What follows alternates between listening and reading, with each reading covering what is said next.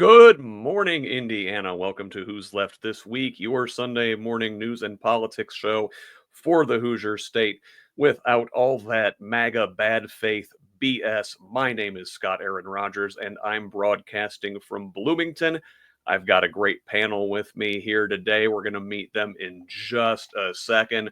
First things first, if you're watching on YouTube, make sure to like and subscribe and go ahead and hit that bell icon so you get a notification whenever we're about to go on. Also on Facebook Live, be sure to follow us so you get notifications. And hey, if you're watching on Twitch, welcome. Good to see you over there. So let's begin here. I'm going to welcome in my panel. First, welcoming back to the show, there is Derek Holder. Welcome, sir. Thank you very much for having me again. It's always a joy. Thanks for being back. Always good to see you. And also returning to the show, back from last week for an encore, Jennifer David. Welcome. Hi, thanks for having me back. Really appreciate you being here today. And finally, we had a late-minute cancellation, and our emergency pinch hitter is Scott Johnson. Scott, Thank you so much for being here. My pleasure. I appreciate it. All right. So, with the niceties out of the way, let us begin by taking a quick look around Indiana's headlines in a segment I like to call Around the Corn. This week, Monday, Task Force 1, an elite team of Hoosier first responders, arrived back in Indiana after aiding the Texas flood response. Indiana's Higher Education Commissioner, Chris Lowry, announced he will step down in October. Indiana State Fair kicked off Friday. And former Texas Congressman Beto O'Rourke is in Indiana holding a town hall this afternoon. By my count, couple quick hits for you here, guys. Jennifer, Beto O'Rourke, you a fan? I actually have a ticket to go. I can't say I'm a huge fan. He did put his name in for president, so I appreciate that. What I do appreciate is that he is coming out, and I feel like more Democrat leadership is starting to come out. And so that is important to me. He's from Texas, right? That is correct. And for some reason in my mind, something weird that he did during his campaign sticks in my head, but I can't think of what it is. Does anybody remember? Didn't he do some kind of... I'm not sure what thing you're referring to in particular, but neither am I. That's why I'm asking. I just feel like there was something. He's a very effective communicator, and I think one thing he does is he's willing to go a little further in saying controversial things that a lot of Democrats would. Like he said, maybe this is what you're referring to in response to gun control. I think he said, "Yes, I am coming for your guns." I think you might be right. Yeah. And that probably just, was not helpful to him. So he seems like he has a good personality, not to change the subject, but I'm down here by Louisville. So I'm also hearing a lot more about Governor Beshear putting his name in for president. So, but yeah, back to him. I don't really have a huge opinion, but I appreciate the fact that he's, I think, a good Democrat and that he is out there, being a leader. Yeah. We need that. Sure. We need that. Derek, this is obviously... I will say that, Ms. Mann. Go ahead, Scott. Yeah, I'm sorry. I'm not quite sure the protocol yet. I will say that I am a fan. I've been in touch with his campaign. They asked me to promote the event a little bit, which I did, and I'll be there later today. And when the right has gone this far right, the left's going to have to go a little more left, and that's not a bad thing, right? Because ultimately, the real path is always down the center. And you've got two extremes, so you have to get by having people at both ends, will end up more in the center. Yeah, absolutely. And Derek, I think Scott makes a very a good observation here that the way the Democrats maybe have been doing things, trying to find middle ground as the right has kept going further and further right. I mean, listen, I took elementary physics back in the day. If you look at a lever and a fulcrum, to balance things out, you don't move toward the middle, you move toward the other end. Mm-hmm. Yep. Go ahead. For a Texas man to say, "I'm coming for your guns," that is a bold statement. Yeah. And because I mean, you're born in Texas and they give you a 357. Yes. Congratulations, ma'am. Here's some diapers. Here are some wipes, and here is a shotgun. Yes. Also, hey, I saw the fair started last night. What's your favorite part of the fair, Scott? It's always finding out what the new food of the year is. What is it this year? Who knows? I have no idea. I haven't been yet. Deep fried something, one would hope. It always starts with deep fried. Derek, how about you? The food, the rides, or the animals? I like the foot-long corn dog. I'm always a fan of a good corn dog. I mean, the animals, they're cool. I live in farmland, so I see animals all the time. So not much on the rides anymore because I have a 3-year-old. Someone has to sit on the ground with them. 16-year-old loves them.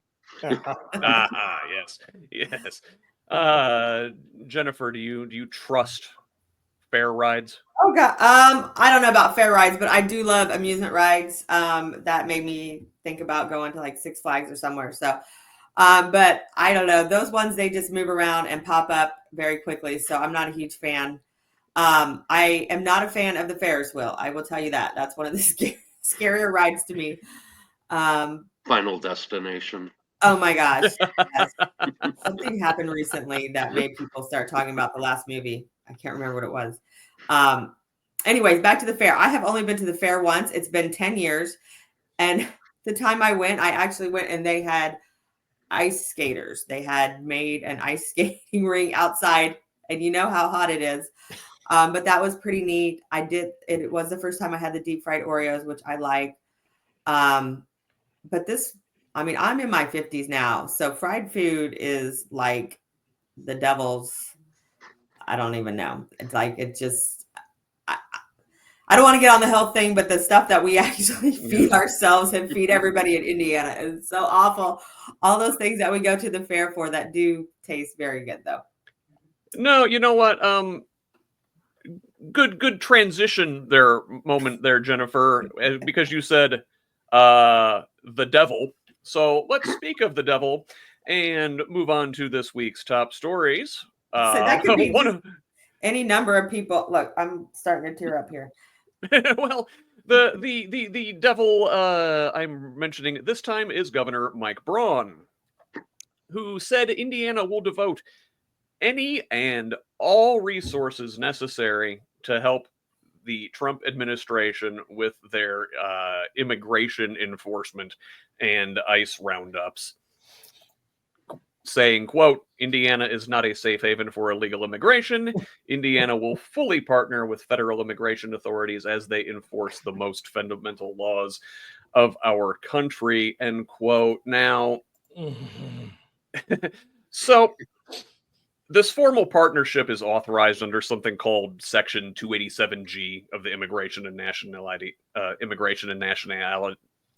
That is a hard word to say. Immigration and Nationality Act. And so this allows ICE to delegate certain enforcement powers to state or local officers. There are 3 different kinds of programs: task force, warrant service officer, and jail enforcement. So the Indiana State Police have submitted a memorandum of agreement for the task force model, according to an ICE list of pending deals. And the Department of Corrections asked for a warrant service officer deal. And the agency is working with ICE to make available up to 1,000 beds at Miami Correctional Facility. So, Derek, first things first. If I recall, Indiana's budget situation not looking too great. Oh no, it's awesome. $2 billion shortfall over the next budget cycle. Mhm. The Braun administration imposed across-the-board cuts on all sort of state agencies. Yet, here we are turning up the heat on immigration, giving our police and corrections more resources for carrying out what I think is largely an unconstitutional immigration regime. What say you? It's what a police state does. It takes money away from those who really need it, those programs that are deeply needed, and puts it into law enforcement, puts it into military, which I have no issue with a huge military. I'm a veteran, but puts it into authoritative programs that, you think different, or you happen to be a different shade of brown than the rest of us are, then please go. We're going to arrest you for existing. And that's what I think is a big thing right now. Is there's a couple stories here today that you're just going to go to jail for existing. So it's horrible. Yeah, no, you make a very good point. Like that big military, that big defense spending, the American empire that you mentioned, took its aggression to the rest of the world over the last 80 years. And I don't know if any of y'all are, familiar with Marxist theory, but they talk about the imperial boomerang. Mhm. And when the empire has sort of reached its peak on the backside, on the downswing, that power, that authority, that militarism comes back for the population at home. Jennifer, is that what this looks like to you? I have no idea. This just looks like the continuation of Trump's plan that he's had for a long time. I guess I have some question about the money. Where is that funding? How does that work through the federal government to the state for the beds, for the work? Is that our people? Is that people coming in from the federal government to? That's a good question, because a lot of times, the Trump administration, and also the Braun regime for that matter, they get out ahead of themselves when they announce these things without all the thinking it through, T's being crossed and the I's being dotted. So I don't know what the exact numbers are and who's going to pay for what. You would think that with ICE getting something like $180 billion in this big stupid bill they just passed, that the money would be coming from them and not out of the Indiana General Fund. But nothing would surprise me anymore. Well, I mean, because that's a lot of money, because we already in Clark County, they have people at I think the sheriff's there, and then Atterbury, and then you mentioned 1,000 beds in Miami. That's a lot of money on top of the manpower. So we'll be interested to know where that's coming from. Oh my goodness, did we lose our host? Oh, We lost our host. It's anarchy. I was about to take over there. I was like, it's my moment.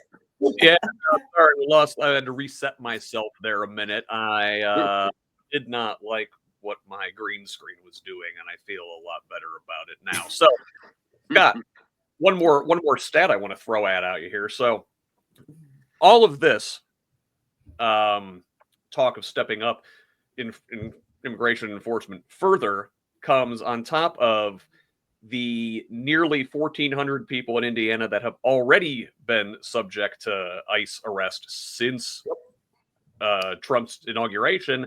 That's almost an 80% increase over the same period last year. So already up 80%, gonna turn up the heat even farther. You're gonna round up innocent people if you keep going that way. Yeah. Yeah.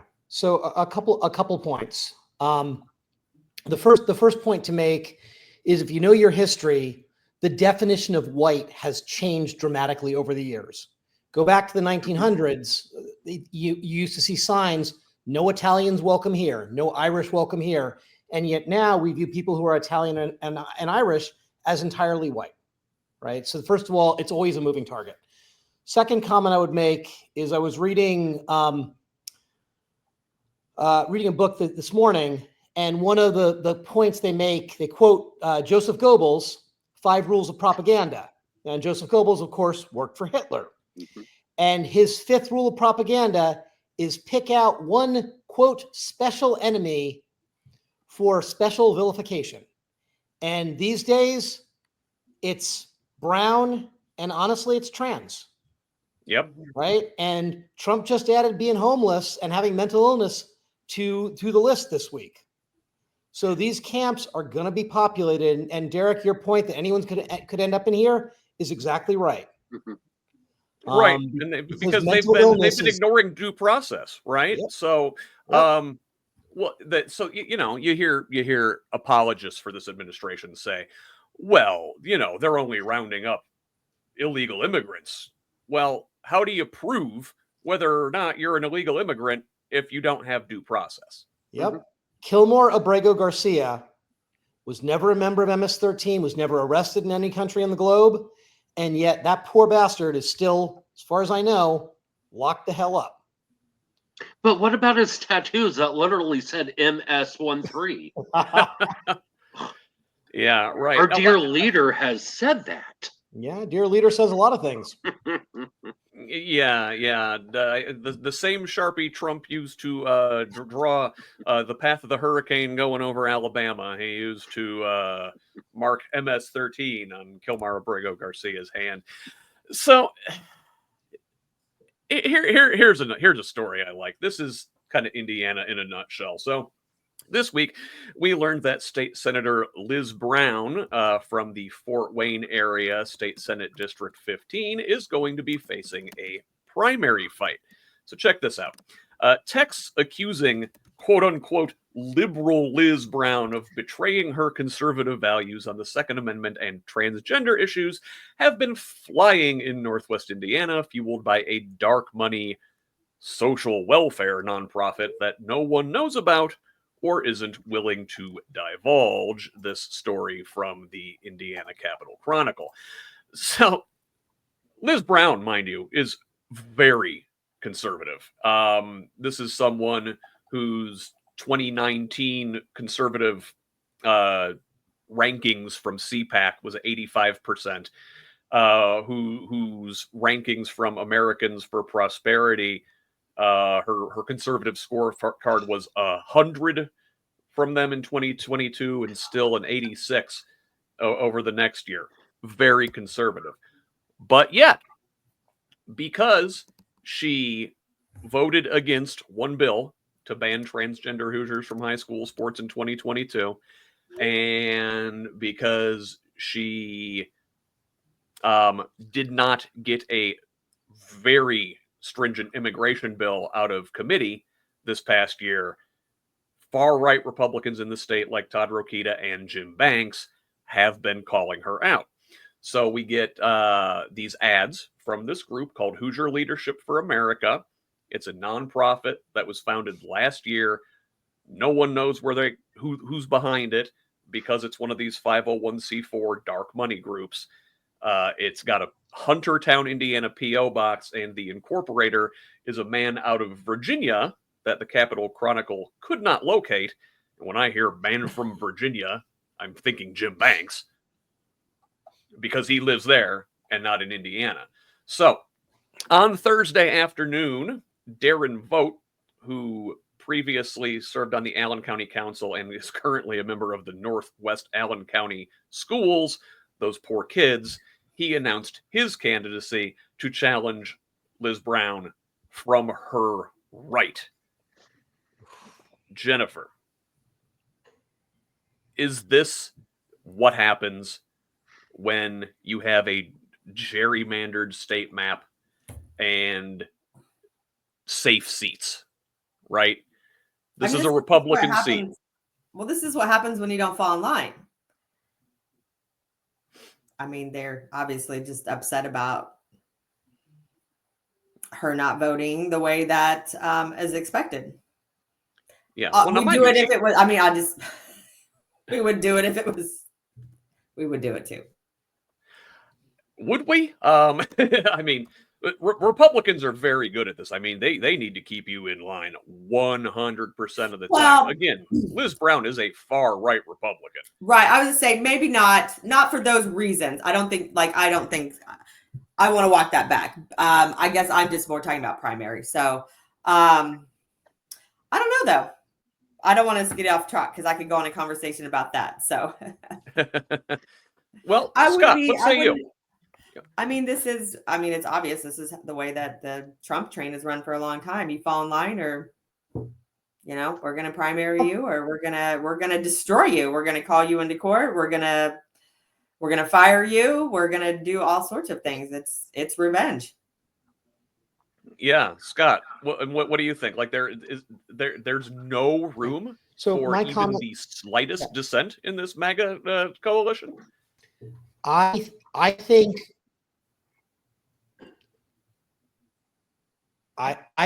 when you have when you have an authoritarian regime that is very much anti-woman and wants to return us to the 1950s, Jim Banks might be able to say something that's dissenting. She cannot. She has to toe a party line.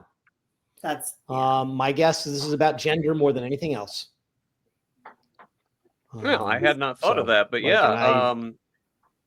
I don't know though. I mean, I feel like this is not the first time this has happened. Like, as a woman, I don't know how much of it is because of being female, because Trump's been picking off man after man for quite a while. Well, he has, but it always seemed to me like he's got a special hate on for women.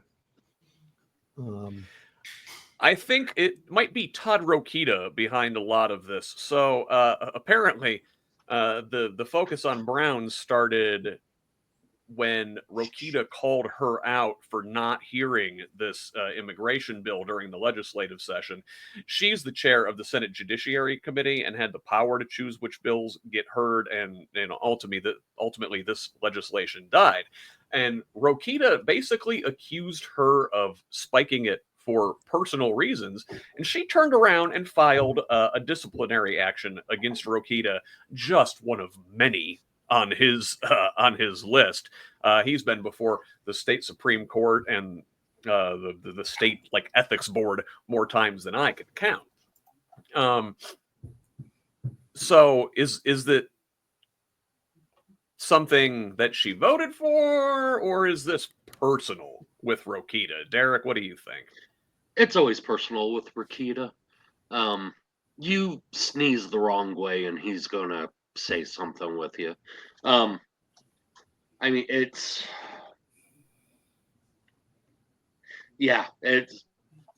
because I believe she did not fall in line with what the dear leader wanted on both sides, both Indiana and federal.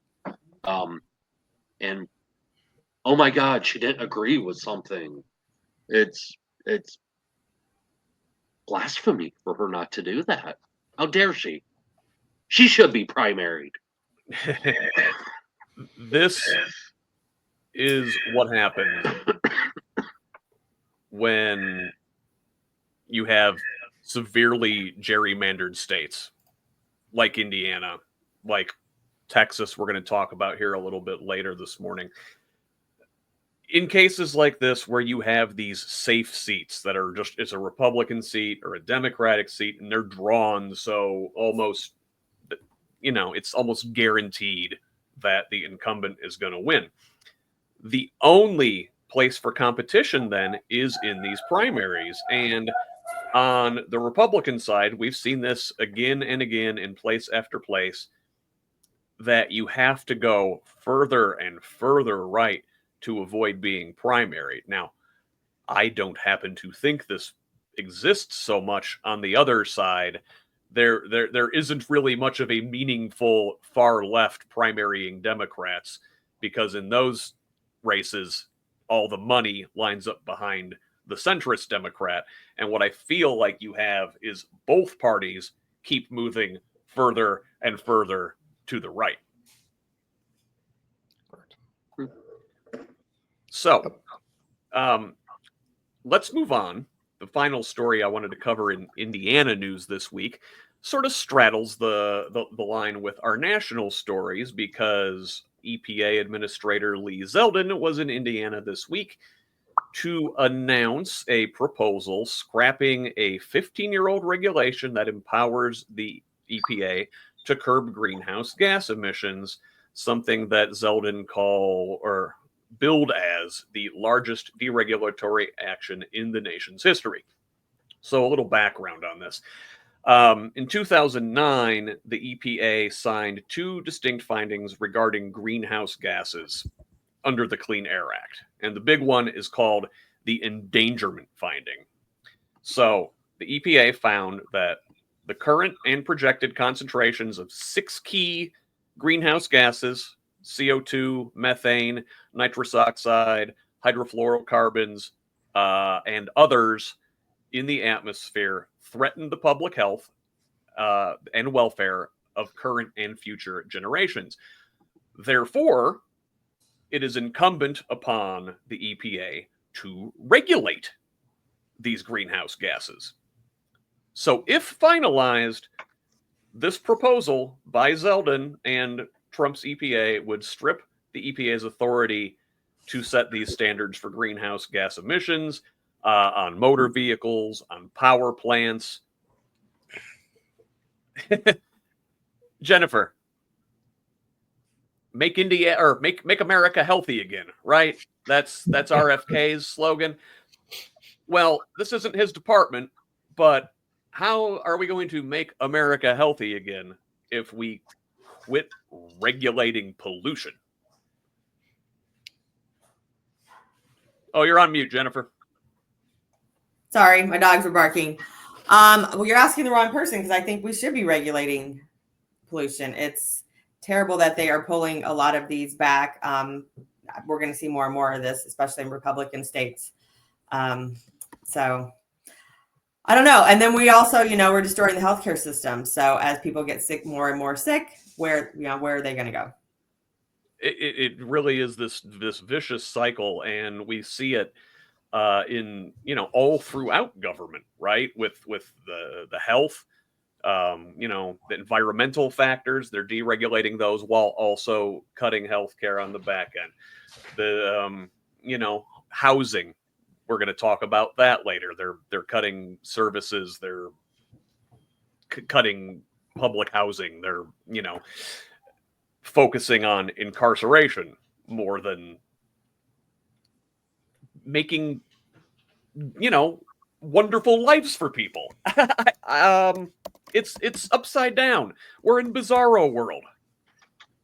Derek, good friend Todd Rokita, who we were just talking about, said during this press conference, quote, "Do not listen to those haters. The sky will not fall.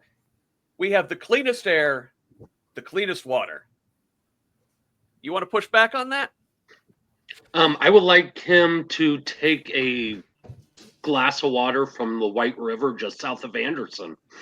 It should be nice and clean from up there. When you hear stories about coming out of downtown Indy, where the White River and Fall Creek meet up, and they're finding stuff in there. And who wants to drink that water? Yeah, we have the cleanest water. Go to Geist, where the water's not the best. There's the algae plumes that pop up every so often.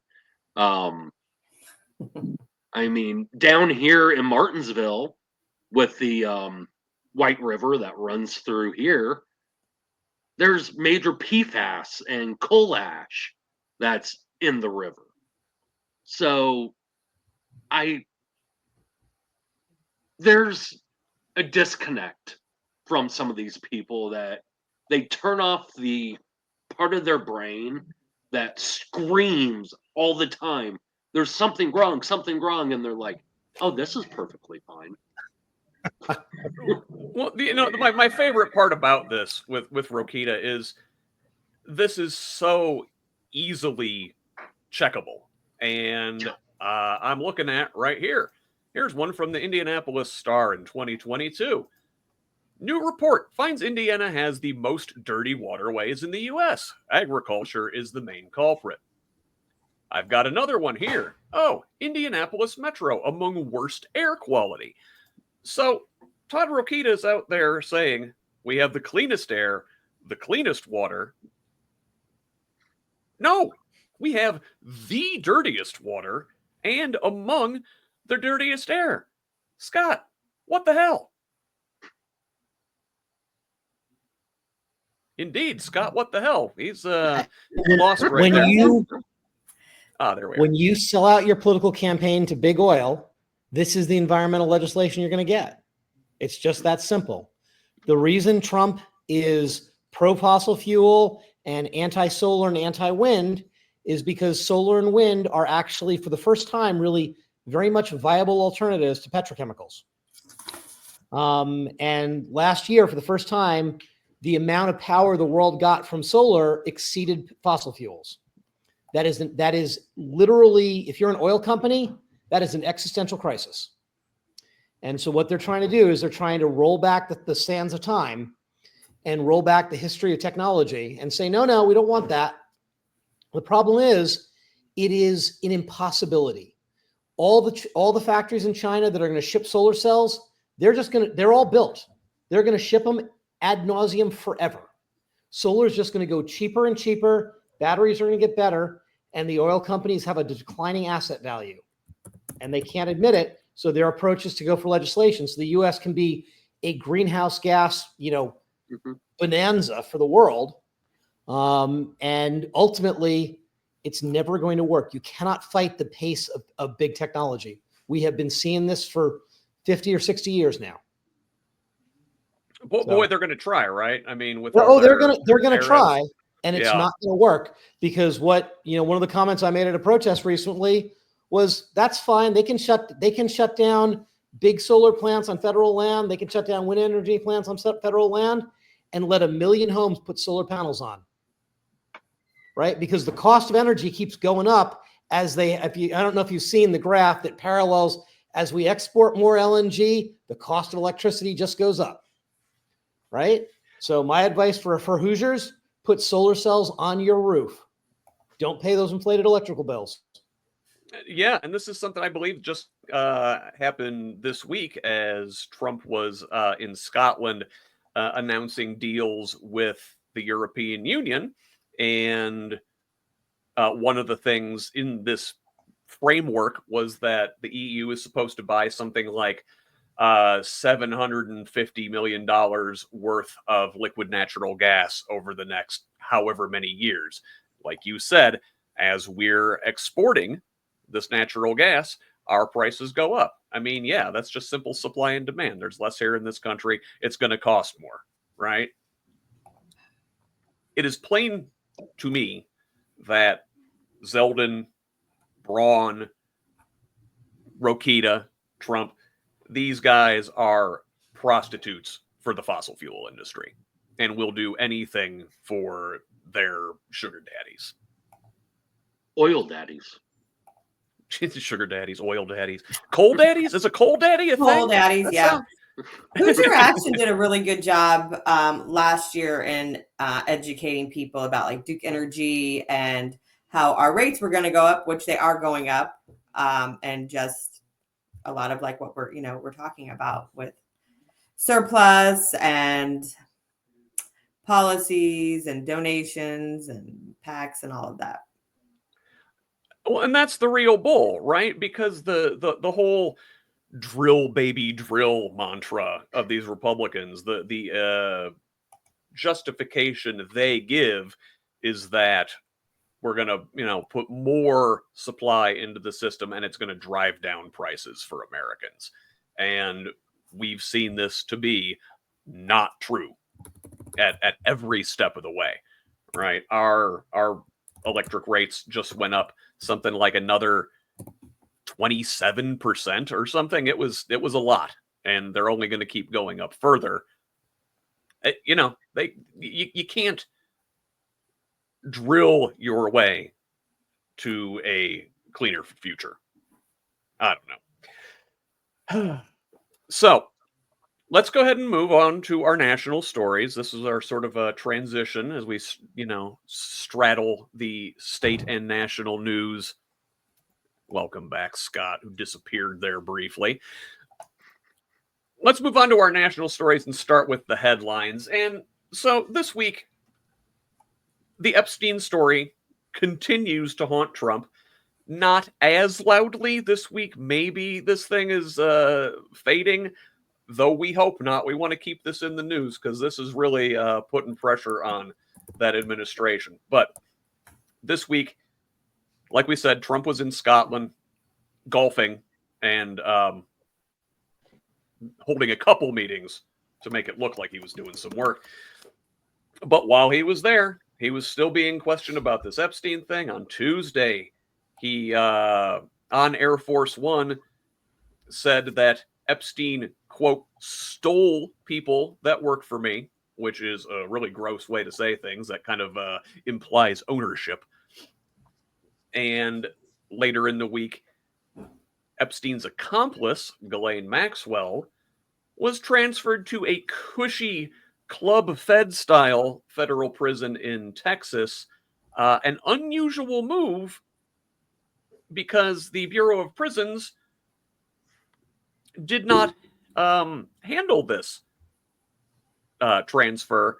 Normally, the U.S. Marshals take care of this sort of thing, but sounds like maybe there was some interference from the administration to get her a cushy deal.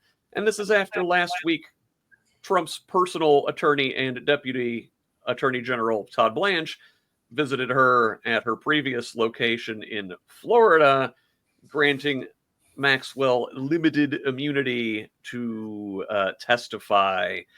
It certainly appears that they are working on something shady with her. What do you think, Scott?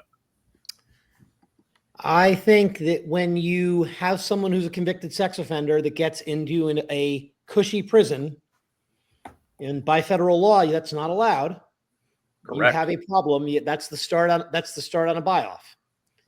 And my suspicion is that she's now near a U.S. border. My suspicion is somehow she skips town. Wow. Bold proclamation there from Scott. This is something we're going to keep an eye on. And I don't think that Trump is getting out from under this thing. His base is still pissed. So moving on also this week, the Senate voted against a resolution proposed by Senator Bernie Sanders to block arms sales to Israel as it continues to starve the population of Gaza. Now, though this resolution did fail, 27 Democratic senators, a majority of the caucus for the first time, did vote for the block. Now, Democratic Minority Leader Chuck Schumer, Cory Booker, and other maybe more mainstream Democrats did vote against the measure, but progressives like Tammy Baldwin of Wisconsin and Jeff Merkley of Oregon, who you would expect to vote along with Sanders on this, were joined by John Ossoff, Tim Kaine, Jeanne Shaheen, and Dick Durbin. 12 of these Democrats who voted for the measure previously voted in April against a similar resolution. So slowly, Democrats are starting to come around, lining up to tell Israel to stop the genocide. Derek, I know things are bleak over there right now, but is this somewhat of a positive development? It is. It's sad that it hasn't happened yet. I mean, as I've said many times before, I love Israel, but genocide's genocide, and it needs to stop. we need to stop providing arms to Israel to keep this up. Every time that we've tried to help feed the Palestinians, Israel has slaughtered them. Like, here's your food. Oh, by the way, you don't get to eat it. Yeah, these aid distribution sites that have been set up by the U.S. and Israel have been nothing more than bait to lure desperate people to their demise. It is disgusting. And it needs to stop. I mean, yeah, I don't know how much more can be said than that. I'm glad that your average Democrat is kind of starting to put some distance between themselves and the Netanyahu government. Still not enough of them, still not quickly enough. Also this week, the Trump administration is apparently launching a new private health tracking system with the help of big tech. Yay. This one, from the AP, more than 60 companies, including Google, Amazon, and Apple, as well as healthcare giants like United Health Group and CVS, have agreed to share patient data in this system. The initiative will focus on diabetes and weight management, controversial artificial intelligence that helps patients, and digital tools such as QR codes and apps that register patients for check-ins or track medications. Jennifer, good idea or slippery slope? Or both? I mean, it really depends on what they're looking for. Because, I mean, we live in a very unhealthy country, and there's all sorts of health issues out there that do need to be monitored, but I'm not exactly for sure what purpose they're wanting to do that. However, it does concern me as far as, again, people's personal information, and HIPAA, people do have the right to have their information protected, but there is things in there that the information can be used for, and I'm assuming that this is one of them. I need to go back and look at that, because it's the form that you get every time you go to the doctor and the pharmacist about keeping your information private. But there are, like I said, things that they can use it for. To me, it seemed like it's something that we're kind of begging for. Like, we do need the ability to share this data between different health systems and different providers and whatnot. But yeah, this could potentially open a can of worms where you have all these private actors in here. You have hackers could get into systems. We've got the potential to see folks selling your personal data for profit. They can use very the much information does seem like it's like a patchwork system, and so I'm a behavior analyst, so data is great. And so again, it just depends on what they're going to use the data for. There's just so much out there with, are they looking at the people? Like, who are these people? There's been some states that have limited what you can use SNAP benefits for, food benefits. Are they looking at, are people that are on SNAP, do they have higher rates of heart disease, higher rates of diabetes, because maybe they have more access to money? Maybe that could prove that. Maybe that could disprove some of the things that are people saying. I really don't think that they're trying to use any of the data to disprove anything that they're saying. They want it to prove that. And also just, to maybe see different areas of the state or of the country where you might have more health issues and you can do more interventions. But that is me as a Democrat talking about what I would use the data for. So I don't really know what they plan. I feel like this is one of those things that it's a good idea, but it's all going to be about the implementation. And really, if we had a universal healthcare system like anywhere else in the world, we would be taking care of this upstream and not having all these private actors in here. Scott, you wanted to say something. Yeah. So the first comment would be, first of all, how does this not violate HIPAA, right? We have very strict laws on health information sharing in the country. You want to violate HIPAA, go to Congress, pass a law. So that may be my first comment. Second comment is I would be extraordinarily dubious of anything coming out of the tech industry. Why? Well, I've spent my life in the tech industry, and there's a fundamental belief among people who are highly successful in tech that they very much fall into what's called the Ayn Rand camp, that they quote unquote lifted themselves up by their bootstraps. And there's a lot of belief about means testing. There's a lot of belief that if you're not successful, it's your fault. It's a systemic problem with society. And when you have Trump putting out that, hey, if you got mental issues, you could be put in a concentration camp, and talking about sharing information like prescription drugs and things like antidepressants, if you're on an antidepressant, that can be deemed a mental health problem, right? It is by definition a mental health problem. You want to see lots more people rounded up, start sharing health data, right? And then don't even get me to the count of don't even bring up the issue of the fact that bringing back the presidential fitness test, right? And it sounds great on the surface, right? Americans are overweight. Sure. It sounds great, but what are they going to do with that data?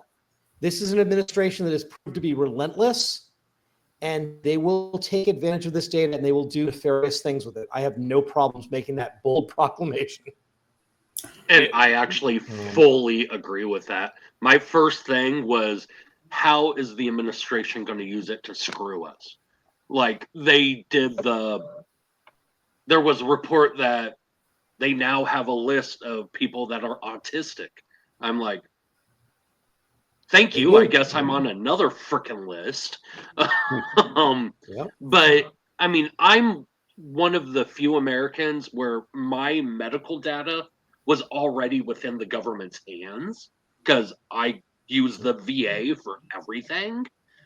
But I worry more for those that, have kids that are neurodivergent or have medical issues. What happens when and if or when this administration starts going more eugenics and getting rid of those issues? I want to add something on the HIPAA. Oh, yeah, please, Jennifer, go ahead. Okay, so I did, of course, I looked it up.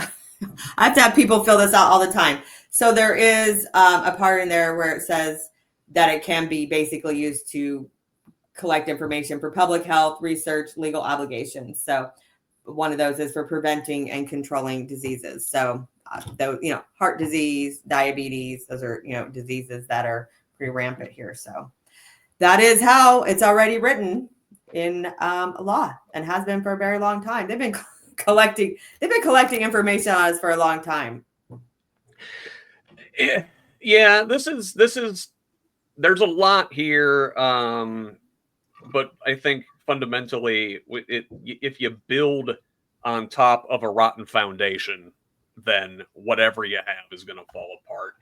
I want to move on and make a quick mention of this one I saw yesterday. So apparently the Office of the Special Counsel is going to probe potential Hatch Act violations by former Special Counsel Jack Smith, who was investigating Trump's various crimes in the last couple years before his recent election.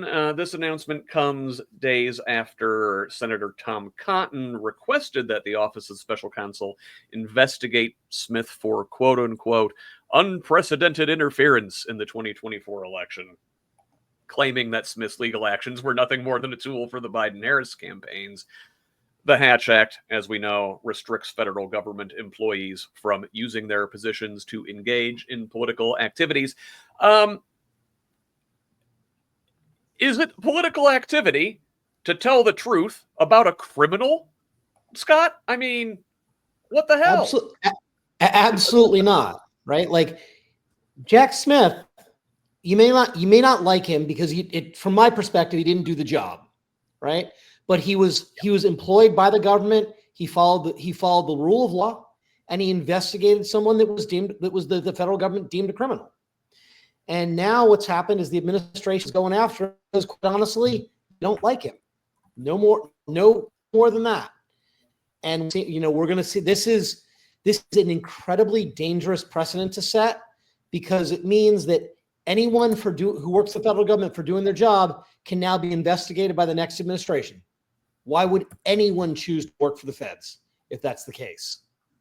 It's very, very chilling. Also chilling is this week's announcement that the Corporation for Public Broadcasting is shutting down. So the CPB is the conduit that moves federal funds to NPR and PBS, and they announced Friday that they're going to begin winding down operations after the Congress clawed back over $1 billion in their funding through fiscal year 2027.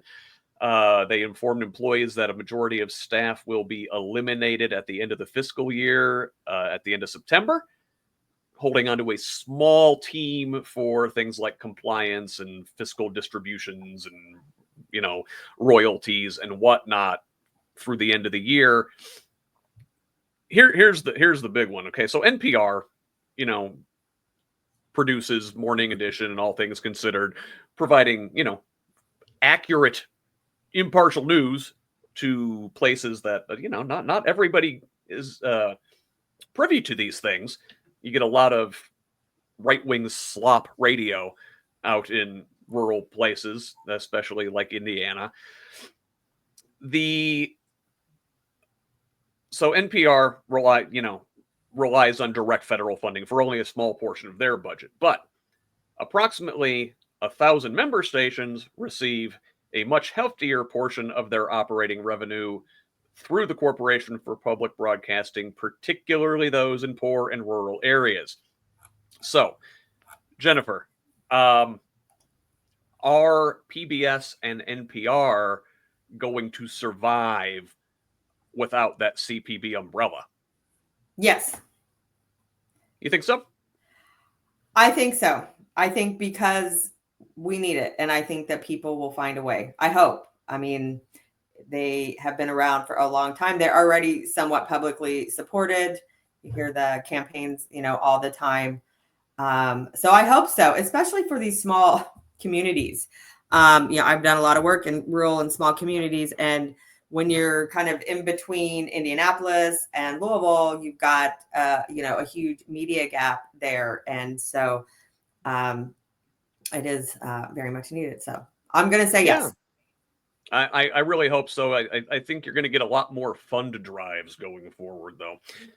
So I want to talk about a couple of our highlight stories here in the national news this week. In Texas, Republicans are going big in their brazen gerrymandering attempt. We sort of briefly talked about this over the last couple weeks, but a draft map released Wednesday would add 3 new districts that would have voted for President Trump in 2024, and also put 2 House Democrats who won Trump districts in a lot of danger going forward. So essentially what's happening is Texas is going through a special session to redraw their congressional maps outside of the normal 10-year census cycle, specifically to steal 5 seats in the upcoming election. So let's see. The proposed map here, it says, is intended to help the GOP hold on to the House, where they have a historically narrow majority, and history suggests Democrats are very likely to pick up seats in the midterm elections. This map could help Republicans flip 5 of them, significantly raising the bar for a Democratic takeover of the chamber. Now, we talked about the effects of gerrymandering here in Indiana vis-a-vis Liz Brown a couple minutes ago, and how it just reinforces the cycle of extremism. Here, Derek, it looks like you have a blatant, out in the open attempt to game the 2026 election at best. Steal might be a word you'd prefer to use. What say you? I mean, any gerrymandering is horrible. It happens. Both sides do it. But there needs to be a limit to it. I personally would like it to go away completely, but Yes. that's not going to happen. I really hate to say this, but it's part of the game. And I mean, it needs to stop, but I personally don't know how to stop it except for congressional passage of a bill. And this was right there in the For the People Act, which Democrats proposed after winning in 2020. This was one of the things that they were supposed to get through. And, you know, you had a couple quote unquote centrist holdouts, your Joe Manchin types, who would not help get this thing over the line. That would have buried or banned gerrymandering in every district. Now, so what you have, and like you said, it is part of the game, at least the way things currently have. We've been gerrymandering since we became a country. In fact, it's named after like an early Massachusetts governor named Elbridge Gerry, hard G. But, you know, he sort of invented this practice in the 1700s, and we're still doing it. But Republicans do it way more and a lot more effectively. So this is from the Brennan Center. They found 11 Republican drawn maps that had extreme partisan bias ahead of the 2024 elections compared to 4 drawn by Democrats. One of those 11 is Indiana. So Democrats are talking about doing some sort of tit for tat in California. Their governor, Gavin Newsom, is threatening to call a special session to redraw their maps. Hakeem Jeffries and Governor Kathy Hochul in New York are sort of having similar conversations. The problem is, in these Democratic states, there are a lot of self-imposed legal hurdles to doing this such thing. Scott, have Democrats unilaterally disarmed? It certainly feels that way given the state of the country, doesn't it?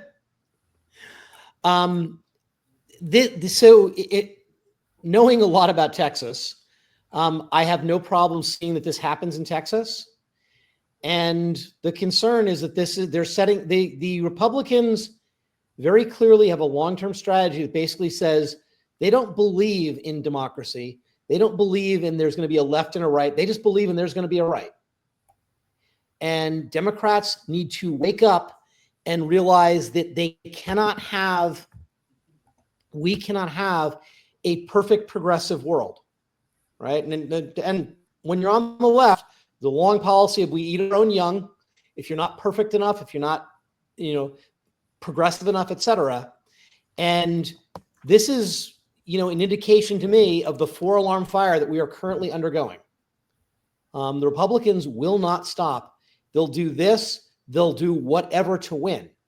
And they're looking, and if you look at Trump's big, beautiful bill, and you mentioned earlier the $180 billion for ICE, that's $180 billion over 10 years. They are planning to do this crap for the next decade, right? It is time for people on the left to realize this and realize that perhaps we're going to have to bend some of our ideals. And I recognize the danger in that. I recognize the problems with potentially becoming the enemy you fear. However, I would say that the enemy we fear is actually here. And this is a very, very real thing. The Democrats I hope Newsom does it. I hope Wisconsin does it. I hope New York does it. If we have to cheat a little bit, we're going to have to cheat a little bit. Yeah, for far too long, I feel like Democrats have been bringing a pillow to a gunfight, Exactly correct. Well, so now you got me scared, but look, I actually thought I saw a silver lining in this. So, to me, if the Republicans are going through all this, talking about redrawing all these maps, and that this is how they're going to try and steal the 2026 election, at least that means they don't have a better plan and they don't have something more nefarious cooked up. Like, oh, okay, they're just redrawing the maps. Oh, okay, I can live with that. That's workaroundable. If they were planning on declaring a state of emergency and conducting the elections under like military occupation, that I would be worried about. The jury is out. Okay, what they're going to do is whatever they want to rule the country on a permanent basis. You look at the amount of money that got behind Trump, the billions and billions and billions of dollars. They didn't spend that money to lose. This is fundamentally, this isn't politics. This is an economic class war. You look at the vision that the tech industry has. I don't know if anyone's followed Curtis Yarvin and the Nerd Reich and that sort of look in the world. People want America to become like Atherton, California, which is a gated community. It's all white. The only people you ever see on the streets are gardeners and maids. This is a very dystopian world that they are aiming at. And our view of the world, where it's diverse, where it's multiracial, where it's, people get to do what they want, this is not at all the vision that they have. Jennifer, could this potentially bite these Republicans in the butt? I've seen some folks suggest that they may be stretching their supporters too thin and wind up having some of these districts flip Democrat because they've taken so many of their supporters and dispersed them amongst different districts. Right. I mean, just from little bits that I have heard over the last several weeks about this, it doesn't seem like it's like a super strong movement, that there is some pushback there in Texas. So I don't know, though, because we're always hoping something's going to give, right? As Democrats, like, is this going to be it? Is this going to be the thing that takes Trump down? Is this going to be the thing that, saves the country? So just like everything else, we're just going to have to wait and see what happens. But I will say the same thing I think Derek brought up. I mean, if each party tries to do the same thing, because we're all trying to stay in power, because for some, we all seem to think that we're doing the right thing, that we're on the right side of good. And so that's what makes people do crazy things. I will say this, at the very least, Democrats need to keep talking about doing their own gerrymander, if for nothing else than just to maybe give these Republicans pause about going big. So speaking of going big, Trump's big attack on higher education continued this week as another Ivy League institution rolled over. So Brown University struck a deal to restore $500+ million in federal funds by agreeing to contribute money to the state workforce development organizations, to end programs that, quote, promote race-based outcomes, quotas, and diversity targets, and to maintain men-only and women-only facilities and sports teams on campus. So again, more Trump attacks on, trans and other gender nonconforming individuals, as well as anything that even smacks of affirmative action. God forbid we, try to increase our diversity on campuses. So Brown was one of 60 colleges and universities that the Department of Education warned earlier this month they could have their federal funding taken away over that stuff, plus alleged anti-Semitic discrimination and harassment on campus, a reason they have also used to recently crack down on Columbia, which agreed to a $200 million fine earlier in July to restore their federal funding. And University of Pennsylvania modified some school records set by transgender swimmer Leah Thomas and agreed to apologize to female athletes. So that's 3 Ivy League institutions in just the last several weeks that have caved to the Trump administration. Harvard, the most famous and most elite of the Ivy League schools, is still battling the Trump administration. Man, it kind of feels icky to cheer for Harvard as the little guy, but yet here we are. Cornell, another Ivy League institution, under attack by the White House, facing more than $1 billion in federal funding cuts. Not just the Ivy League, though. Here we have other elite institutions like Duke. The administration this week froze $108 million for them. And Northwestern, keep getting closer to home. Northwestern saw a halt of $790 million in federal funding. That goes back to April. But now, this week, UCLA has become the largest school targeted by the administration, and we're hitting even closer to home. Big state school, big research school, member of the Big Ten. The Trump administration is freezing hundreds of grants to UCLA for allegedly failing to promote an environment free of anti-Semitism and other bias. This comes days after the university settled a $6.5 million lawsuit that alleged it failed to prevent anti-Semitic behavior. In addition to UCLA, the White House is also investigating UC Berkeley and other campuses in the UC system that have faced multiple investigations this year by both the education and justice departments. There's a lot there. And Derek, I want to go back to you. It's been a while since I have talked to you here. So what sticks out to you there? They're using a lot of the protest about Israel and Gaza, and the people that are, speaking out about Israel's genocide, they're calling that anti-Semitism. It's not.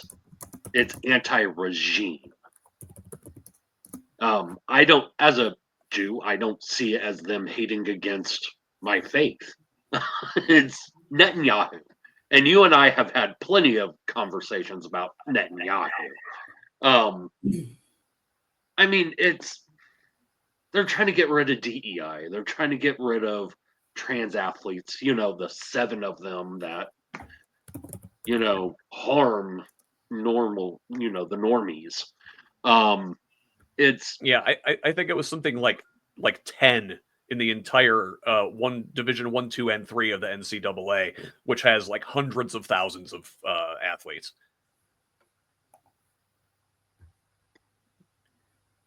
And so, you make a really good point. It sounds like what the administration is doing is saying, if you allow any pro-Palestine sentiment, any professors that teach anything that way, any protests on your campus, any of it, they're calling any pro-Palestine opinion anti-Semitism, and they want it purged from these universities. Now that feels like a very slippery slope. You got the anti-Semitism, you've got their kind of gender binary way of thinking. We've seen them going after racial diversity. Scott, what of these attacks on education strike you as the scariest?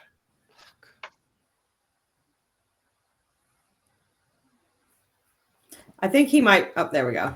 Oh, can we hear you, Scott? Yeah. I'm sorry. It must be a bad day for internet.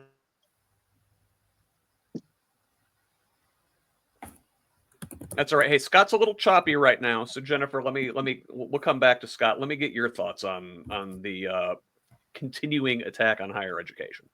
I mean, I just think it does.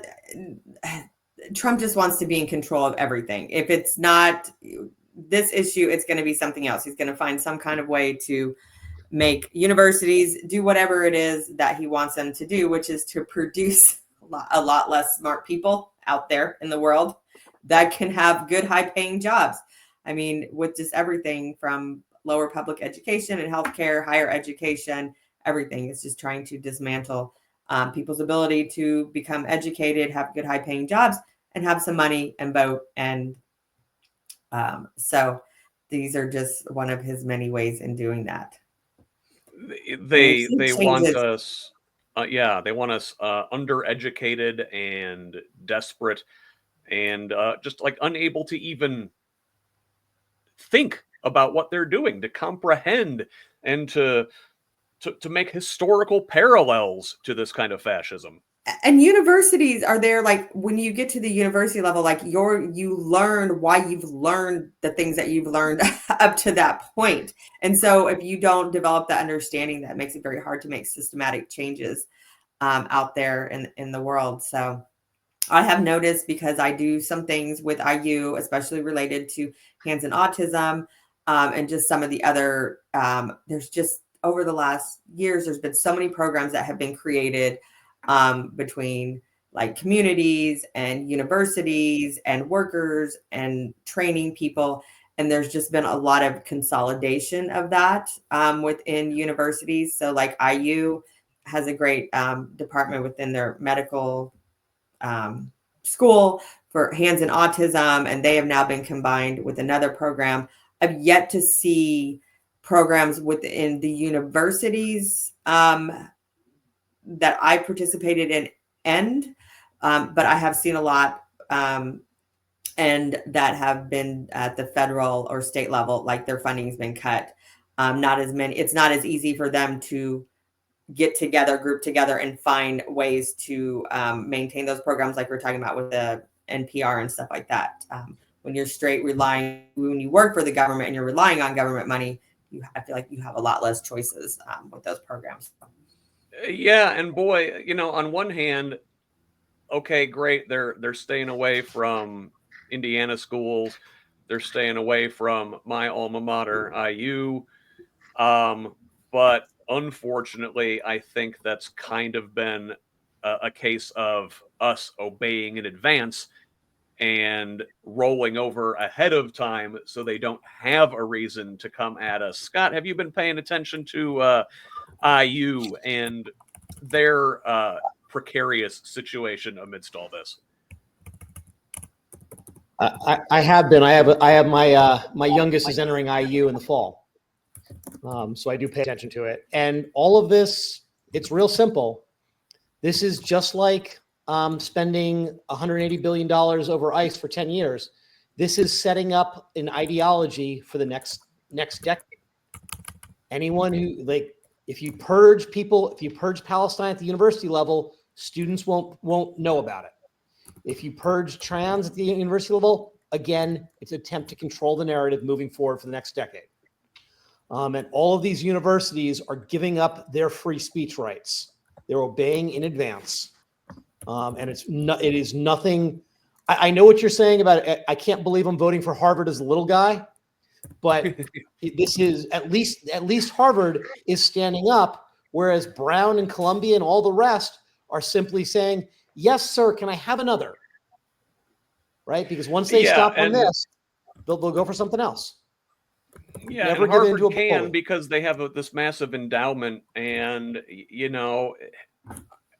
we do have to stand in solidarity with that incredibly elite institution as they fight back and hope they can withstand these attacks and then sort of lead the pushback that other universities can follow. Let's move on. So also this week, one of Trump's many former personal lawyers, Emil Beauvais, was voted in a very narrow 50-49 vote by the Senate to a lifetime appointment on the Philadelphia-based Third U.S. Circuit Court of Appeals, with only Alaska Senator Lisa Murkowski and Susan Collins of Maine joining Democrats in the opposition. So this guy Beauvais, and let's there we go. Let's put him up on the screen for you folks who are watching. Just a ghoul of a man. This guy Beauvais overcame fierce opposition from Democrats who walked out in protest when the Senate Judiciary Committee advanced his nomination, and more than 900 former Justice Department employees accused Beauvais of undermining the integrity of the department, including this is a great quote. Beauvais told the attorneys under him in the DOJ that they would need to consider telling the courts, quote unquote, fuck you, and ignore any such court orders telling them to turn deportation planes around. Bove is also responsible for ordering prosecutors to drop the corruption case against New York Mayor Eric Adams, and he spearheaded the firing and doxing of January 6 prosecutors and FBI agents. So, very extreme individual. Jennifer, have you been paying attention to this Bove confirmation? No. I have not at all. Not at all.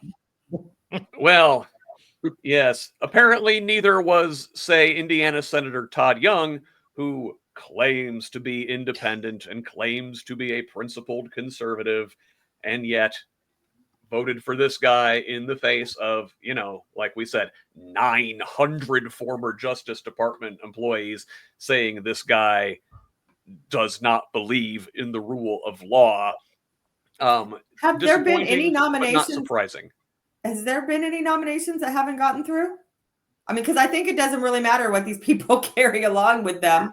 It's like the more you got, the more likely you're going to get voted in. Like we talked about with Brown and others, you've got to stay 100% in line. Todd Young and others try to have it both ways. I mean, he could have gone with Murkowski and Collins and voted no if he had a conscience. There must be somebody somewhat less extreme than Bove. But the Republican Party is going to look very different by the end of this year. I'm sure it just keeps evolving. Either the ones that are staying there, that are selling their soul to the devil, or all the newcomers that he's pulling in, because really in the end, it's really allegiance to Donald Trump that is the number one thing, period. Yeah. Speaking of selling your soul to the devil, now, if you're listening to this, you cannot appreciate this, but if you're watching, we've got a picture of Emile Bove up on the screen. That man is 44 years old, and I think when he sold his soul to the devil, the first thing Satan asked for return is about 25 years off this dude's face. Maybe he already knows.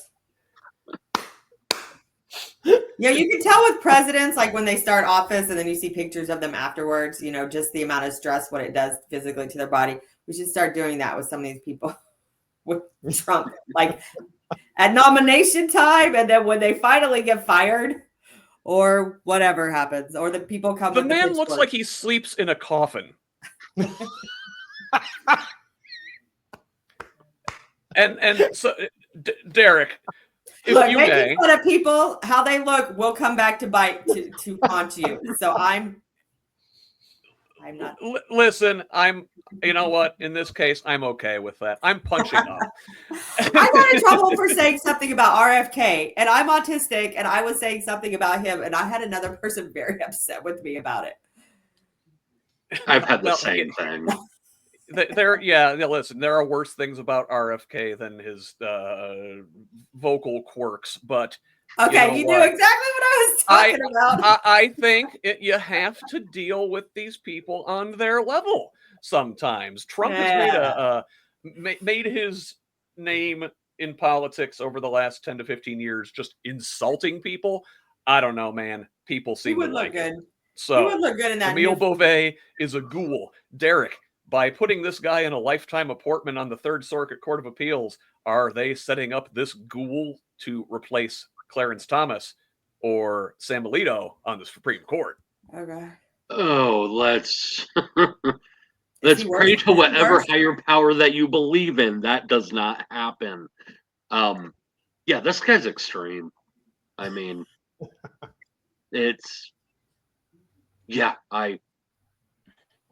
I really hope not, but I could see it. I could see it happen in, have 5 Trump appointees on the bench. So we've had, 30 years now of Clarence Thomas on the Supreme Court.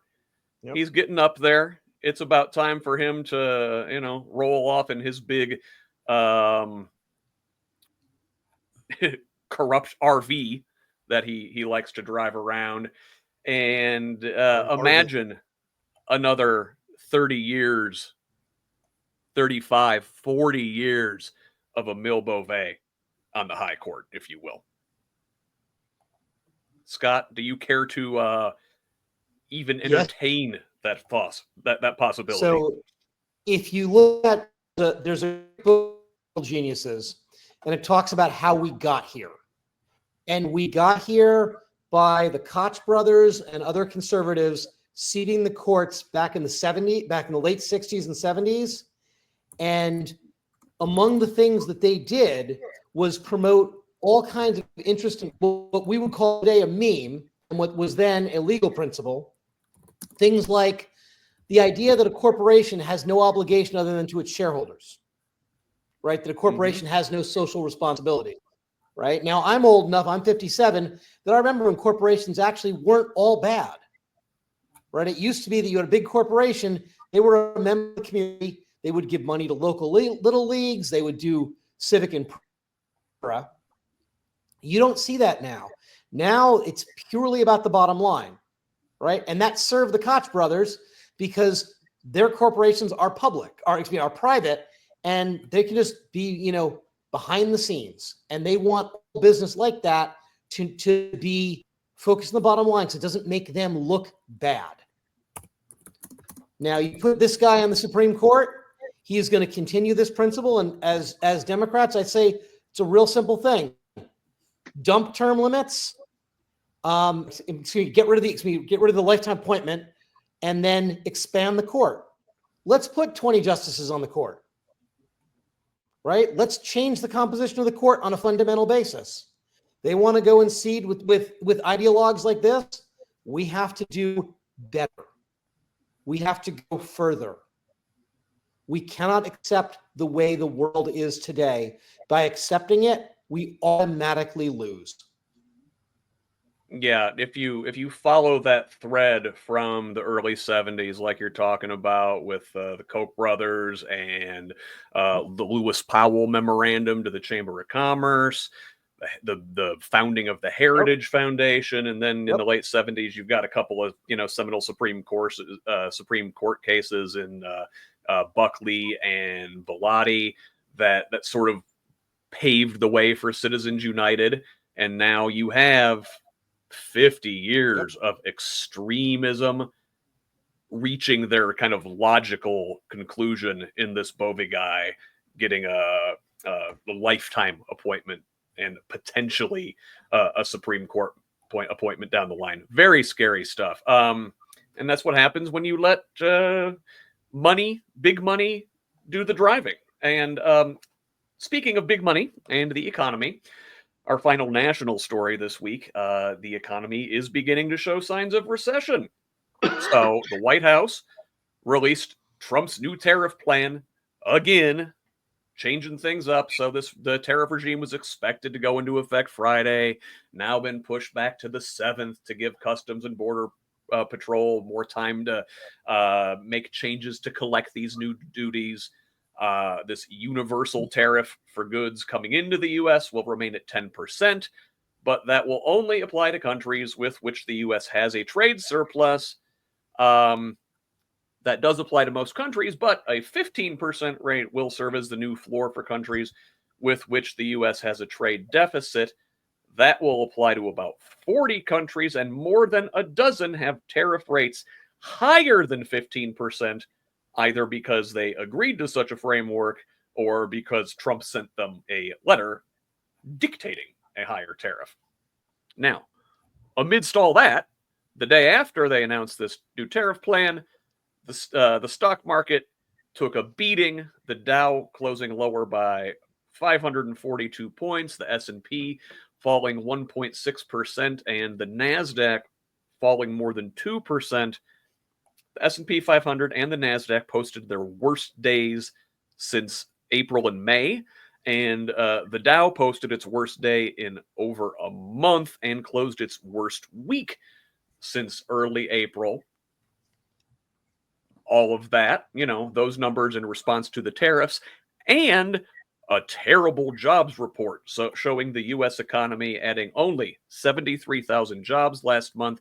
And the totals from May and June were revised down by over 250,000 jobs total. So with those monumental downward revisions, the jobs gains from June were the weakest since December of 2020. That's the last time the labor market had job losses. And here's a great quote.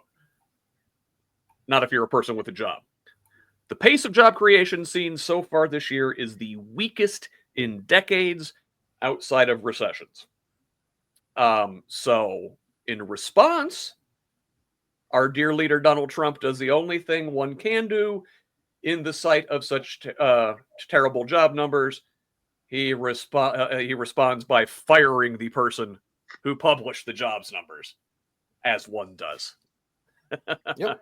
Derek, that's some Banana Republic shit, dog. No kidding. Like, what happened to don't shoot the messenger? Like, jeez. Yeah, I mean, we all knew that we were going to go into a recession with the tariffs. It was eventually going to get to us. Jobs. There's a lot of things going on right now with the economy, and Trump doesn't want to hear bad news. He only wants to hear good news. And we have to be happy for our dear leader. Well, I mean, okay, let's take that to its logical conclusion, though. I mean, Trump puts a loyal sycophant in there to publish the biggest, the most beautiful numbers, the highest numbers go up. That doesn't reflect the reality on the ground, though. I mean, if people are losing their jobs, if the country is in a recession, we will feel it. Numbers be damned. Am I right, Scott? Absolutely. And don't forget, we saw this during the pandemic when the governor of Florida fired his medical data person, and in order to boost his tourism numbers, and Florida still kept having COVID cases.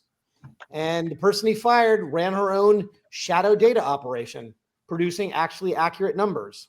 Like, I ran a COVID tracker during the pandemic, so I followed this real close. And you can't, like, trying to hide objective reality never works. But this is the state of America in 2025. Jennifer, some people have said that we are already in a recession and the numbers are just not reflecting it yet. Do you think that is accurate?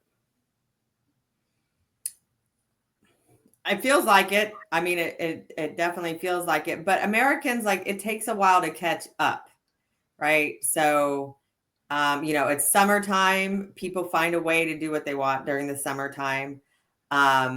You can get by a little bit. I feel like sometimes a little bit less, but I think it just hasn't really caught up. And it doesn't help when there's just so much back and forth, like, and changing the goalpost, like with the tariffs and threatening this tariff and then, extending this deadline and stuff. So I think it's really hard for the average person to really kind of put it all together. But I do think we're paying more at the grocery store.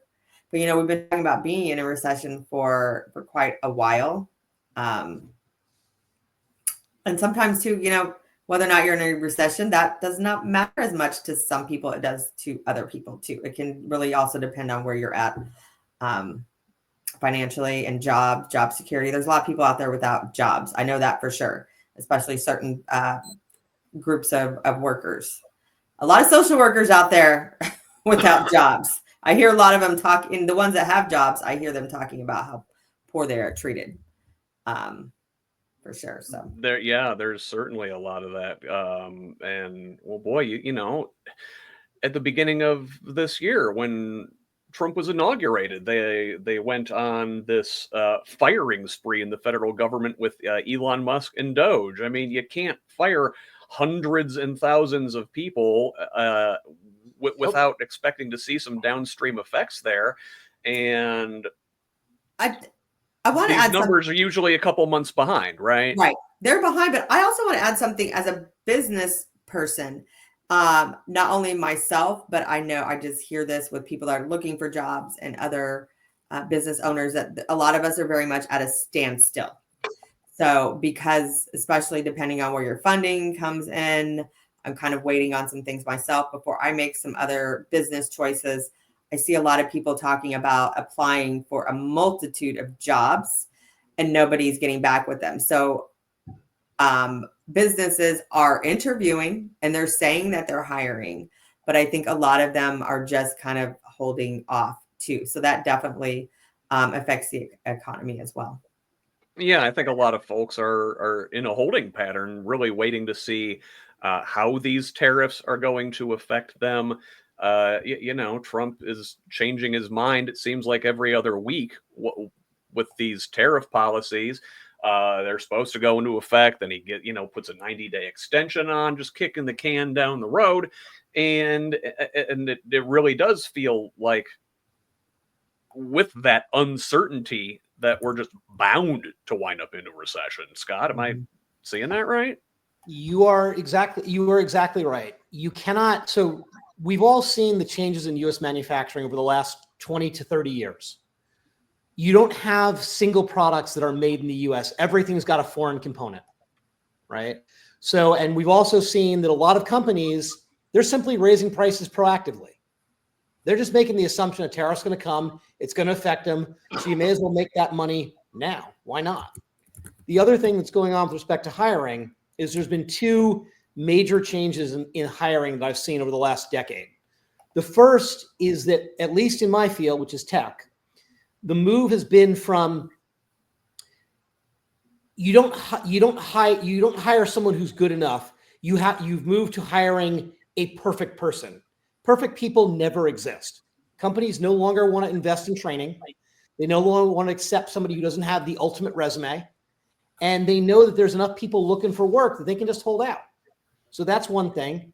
And then the other thing is all of the hiring sites, people like Indeed, jobmonster.com, et cetera, they've all instituted proactive AI-based filtering on resumes. So you send a resume out, you have no idea anymore if it gets to a real human, right? Once upon a time, you would have had somebody who might have had some compassion in the loop, who would have looked at a resume from an oddball person and said, yeah, I'll talk to that person. Why? Maybe they had a commonality in their history, or they were feeling, guilty about something that day. But we've effectively outlawed compassion with all this AI filtering, right? So now everything is cut and dry. It's purely by the numbers. And that dramatically affects things, right? Like it is a very different world in the hiring space than it used to be. Yeah, it's very dispassionate and removed from the actual human element, and not to mention just, are places even hiring so much anymore, or are they just giving people gigs? Like the employee is a disappearing breed, and the independent contractor seems to be filling in that void. Yeah. And so, listen, whenever this happens, when the economy takes a downturn, we're starting to see more unemployment. We're starting to see people struggle.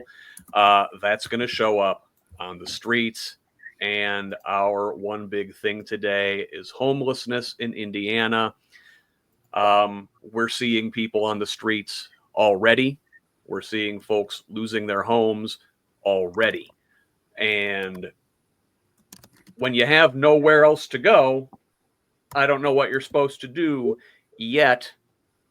On July 24th, Trump issued an executive order entitled, quote, "Ending Crime and Disorder on America's Streets." So this executive order calls for shifting homeless individuals into what they call long-term institutional settings for humane treatment. And if you ever have to say it's going to be humane treatment, that usually means it's not going to be humane treatment. So anyway, yes, long-term institutional settings for appropriate use of civil commitment to restore public order. So what they're saying, they want to take people and involuntarily confine them to asylums. Yay, we're bringing back asylums. They want to defund programs that they say fail to achieve adequate outcomes, including so-called harm reduction or safe consumption efforts. And they want to end support for housing first policies that they say deprioritize accountability and fail to promote treatment, recovery, and self-sufficiency. And increase competition among grantees through broadening the applicant pool. So they want to turn homeless services and just to another business opportunity. It sounds like. Now that is the national outlook on that from the Trump administration. Jennifer, really quick, any thoughts on that before I shift this to a more Indiana-centric discussion? Well, I know we talked about this briefly before we started the show, but one of the things that really concerns me is the disability population. Not only do a lot of folks end up being homeless with disability and mental health issues, but this is just makes me think of them trying to reinstitutionalize people with disabilities. And we are still working on deinstitutionalizing people. So I could see the state really wanting to roll back, right? Because we're rolling back everything. So we're going to go back and start putting people in institutions. That's what concerns me the most about this. I don't work a lot with the homeless population. I do have lots of friends down in Southern Indiana that do. I do know it is a huge issue, even if some small communities act like it's not. It isn't. It is a big issue. Yeah, well, and about the institutionalization, I understand like that largely. We've sort of began that endeavor in the 70s, maybe under Nixon, and really ramped it up under Reagan, closing all these like long-term institutional facilities for people with mental illness. And so you hear a lot of folks on the right now say, that's why we have all these homeless folks, that they're mentally ill and that they should have somewhere to go. It's like, well, number one, y'all closed them out of their facilities, but number two, like, yes, these folks need treatment, but going back to that, those were inhumane places generally, and that's why we closed them. So, what should we be doing? Go ahead, Scott. So, I'm an unpaid protester, and I talk to an awful lot of people. One of the people, it's one of my security people, right? A man I'm not going to name. He found himself homeless in the last 18 months. Why?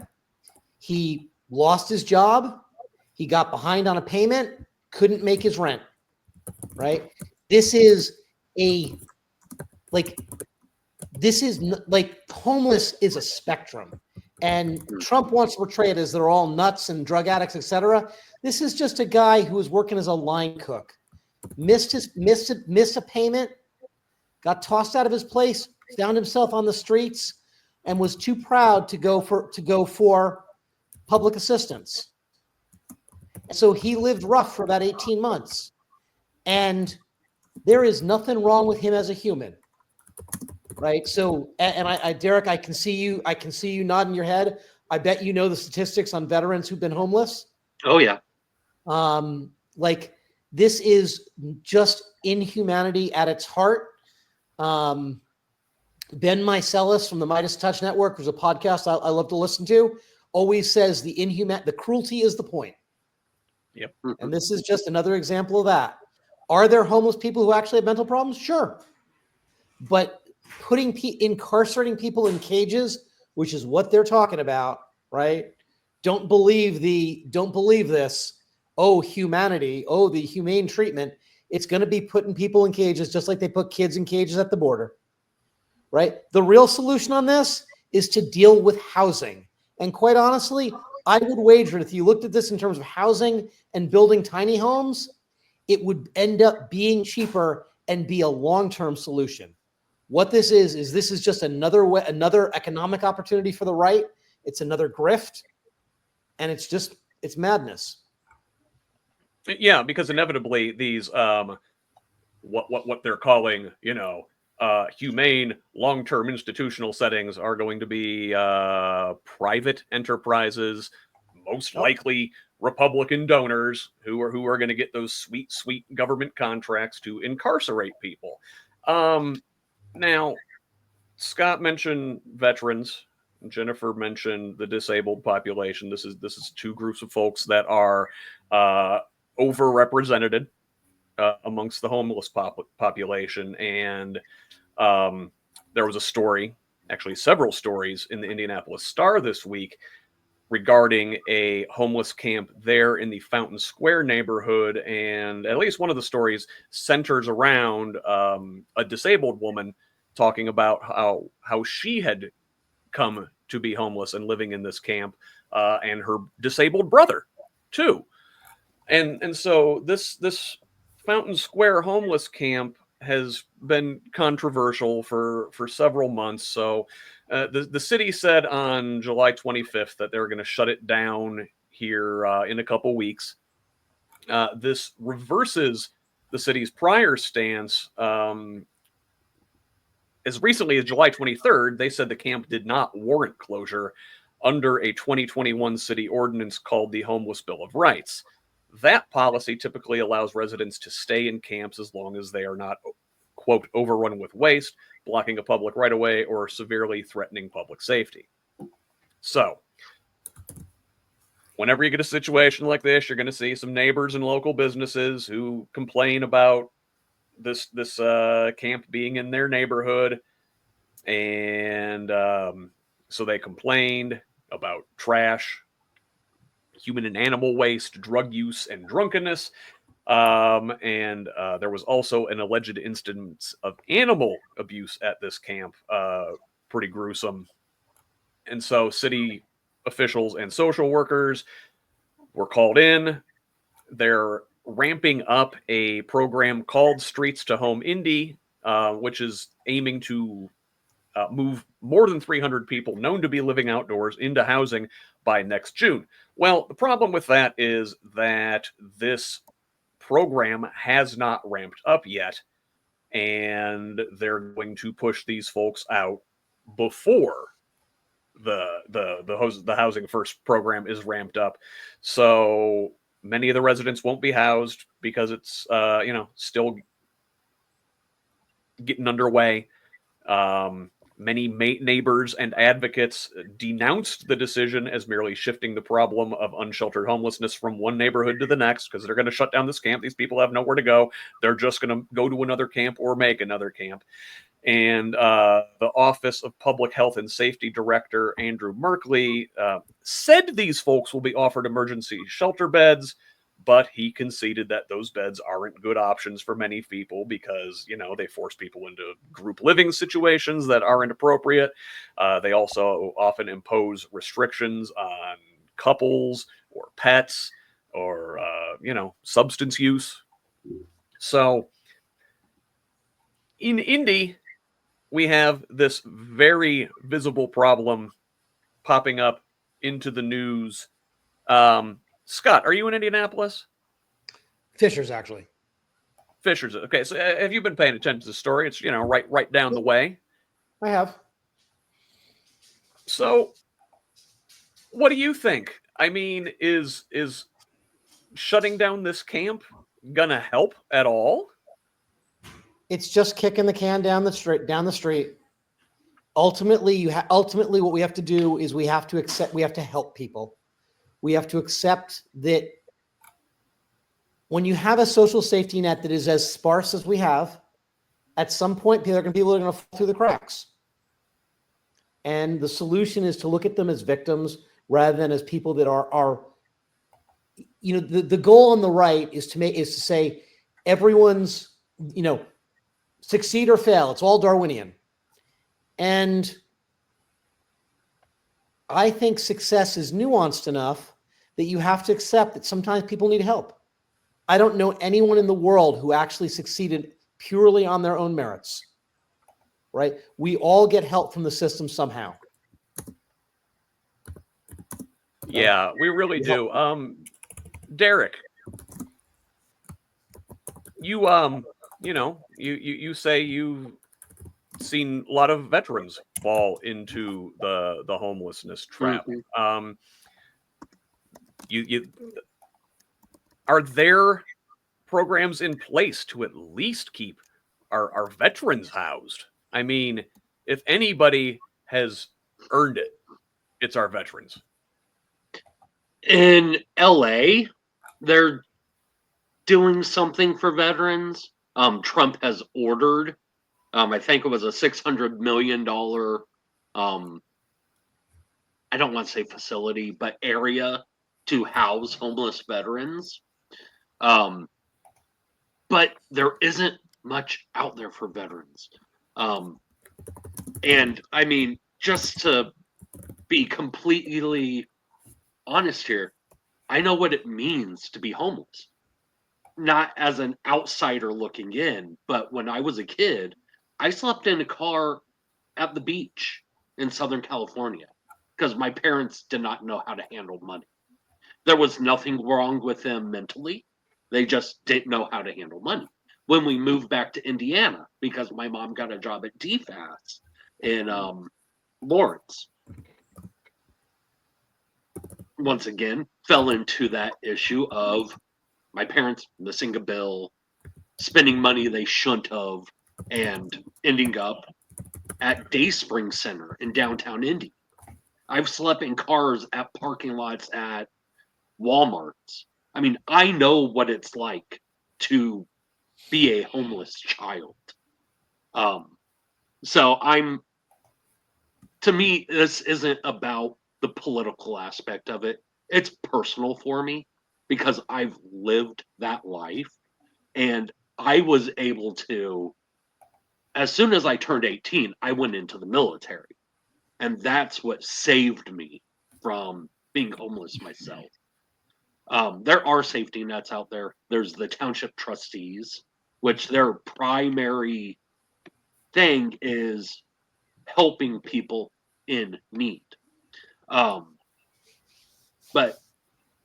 I mean, 1 in 10 homeless are veterans. 90% of those veterans have PTSD. I'm 100% VA because of PTSD. There isn't one person who serves in the military that doesn't have PTSD. We all have it from something. Military is not for the faint of heart. But, I mean, we need to concentrate on the housing first model. We need to get rid of the barriers that are stopping people from getting into a house, into a shelter, into a tiny home. Because that is what's stopping people from being able to get help. Is if somebody relapses, they're kicked out of the program. Mm-hmm. There are tons of families that are in the same situation that my family was when I was a kid. There's nothing mentally wrong with them. Just they didn't know how to handle money. They got laid off from a job. They just life happened and they had nowhere else to go. Yeah. So I mean,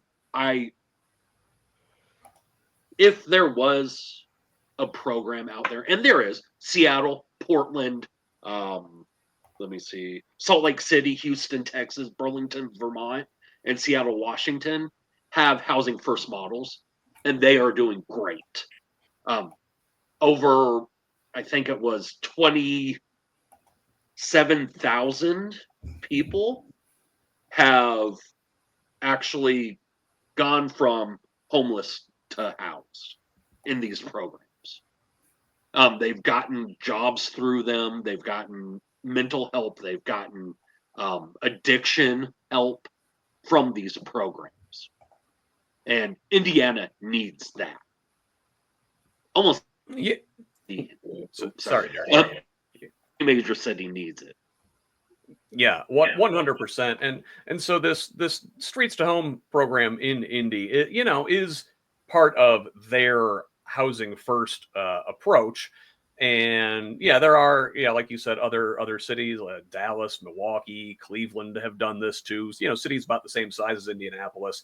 But these are the kind of programs, and we know they work, right? The statistics prove that housing first is the number one most effective at keeping people housed, but also it's cheaper than a policing first model like we use in so many places. But that Trump order that we talked about is specifically aiming to end support for housing first policies because they say those deprioritize accountability and fail to promote treatment, recovery, and self-sufficiency. Those are their words. And so what we're gonna find if they don't support housing first policies, we're just going to wind up putting more people on the streets, kicking the can down the road, and pushing the problem from place to place. And on those lines, I wanted to bring up something that the mayor here in Bloomington said this week. So Carrie Thompson held a press conference, which is a exceedingly rare occurrence for her, but this one in particular was focused on housing. Now, Mayor Thompson, who ran in part on her experience as the CEO of Habitat for Humanity here in Monroe County, blamed other jurisdictions for transferring their homeless populations to Bloomington. She says that people come to Bloomington for resources like rehabilitation or hospital services that are unavailable in their own place of residence. And that's true. I mean, Bloomington, Indianapolis, seems like these blue, Democratic run cities actually try to take care of people. So, other jurisdictions will send their folks to those places. And then these people find themselves unable to get back to their place of residence and wind up here in Bloomington on the streets in our limited shelter capacity, in tent villages, just like this one in Indianapolis. She did not say who is doing this, but did say that other cities in town in Indiana are sending their people here to Bloomington. Jennifer, have you seen any of this? Have I seen? Do you know if folks down that way are getting sent up here to Bloomington, or are they sending them to Louisville? Or I have not heard any of that. Yeah, I have no idea. Well, sorry. What do you think? Does that comport with sort of the sort of thing you see with folks that are struggling? There aren't services nearby, and then they have to go, maybe the next town or the next couple towns over.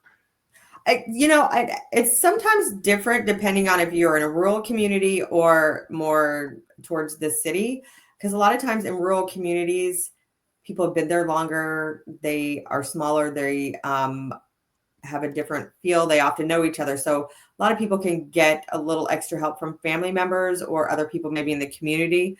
Whereas when you are in, a larger area like Indianapolis, you're just one of many. And a lot of times you kind of get lost in the shuffle. So people probably do gravitate more though towards those larger cities.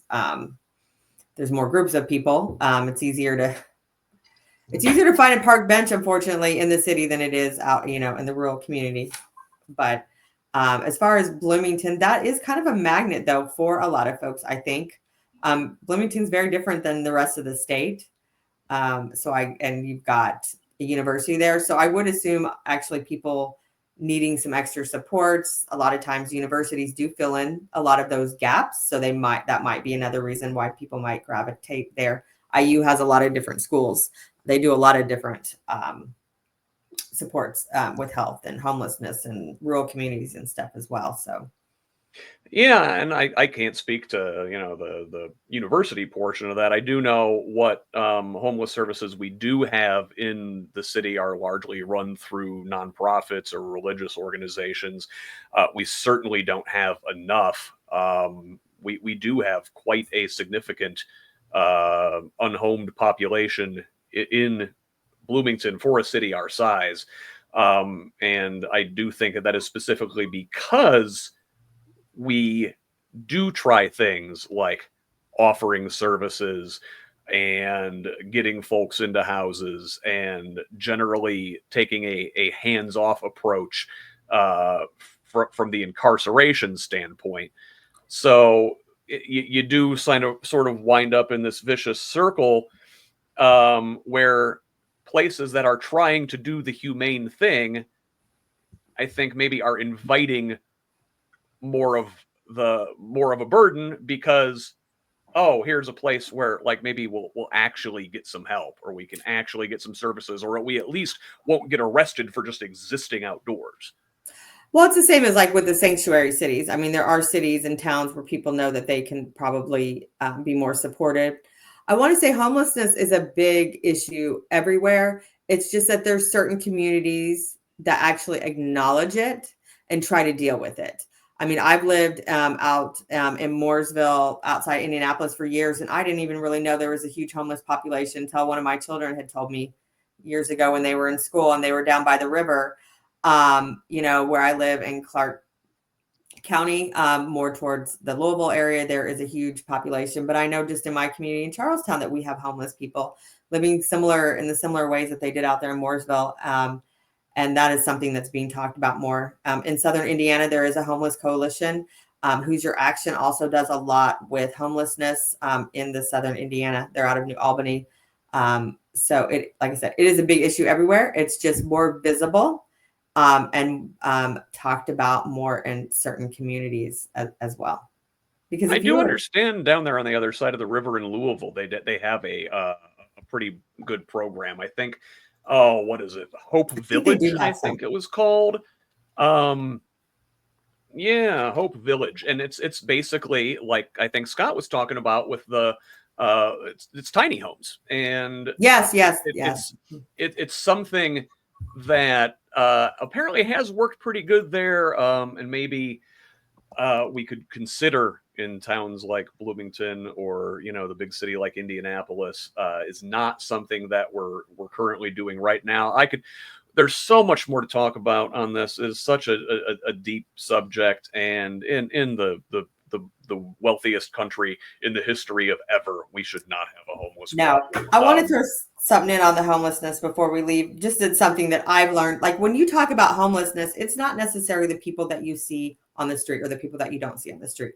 There's different categories. There could be somebody who just lost their home, so they're temporarily staying with a family member or a friend, or maybe they have a voucher or somebody has paid for them to be in a hotel for a little bit of time, or they're coming out of an institution or prison. So there is just a lot of different types of homelessness, of people on the verge of becoming homeless as well. Yeah, to add some statistics to that, I have these right here. They're talking about about 350 people. This is in Indianapolis, actually living on the streets. That's only about 20% of the city's homeless population that are actually living out on the streets. And yeah, like you said, you got people doubling up or living in cars or like long-term hotels and whatnot. So it is a bigger problem than even what we see. And we will continue this discussion down the road.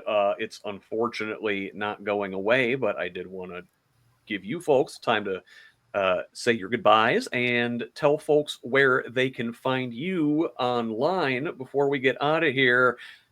Scott, where can the good folks find you? Mostly on Blue Sky these days.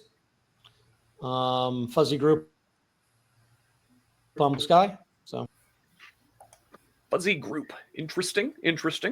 All right. Very good. Derek, where can the folks find you? I understand you have announced you're running for office again next year. That is a possibility. For township trustee for Jackson County or Jackson Township, Morgan County. So that's a possibility. Looking at also a campaign manager spot for someone running for Congress. What I ran for. So, you know, A lot of knowledge to share there. Yeah. But you can find me at Facebook under Derek Holder or the People's Fourth, and Blue Sky, Instagram, DerekHolder.com. I'm all over the place. Very good. I fully understand being all over the place. Jennifer, how about you? Where can the good folks find more from you? More from me. I am all over the place, but I use Facebook most of the time for my social media. Jennifer David for Hoosiers is also just Jennifer David. I also work with people with disabilities through the Kimberly Renee Foundation and Outward Bound Community Services. And I got a new venture coming up here as well. So you'll find me all over. All right. Well, thank you very much, Jennifer David, Derek Holder, Scott Johnson. I appreciate you being here with me. You've been a fantastic panel today. Can't wait to have you all back. But in the meantime, I will see you next week. This has been Who's Left This Week. I'm Scott Iron Rogers. Love each other, Indiana. thank you. Bye. Bye. Bye.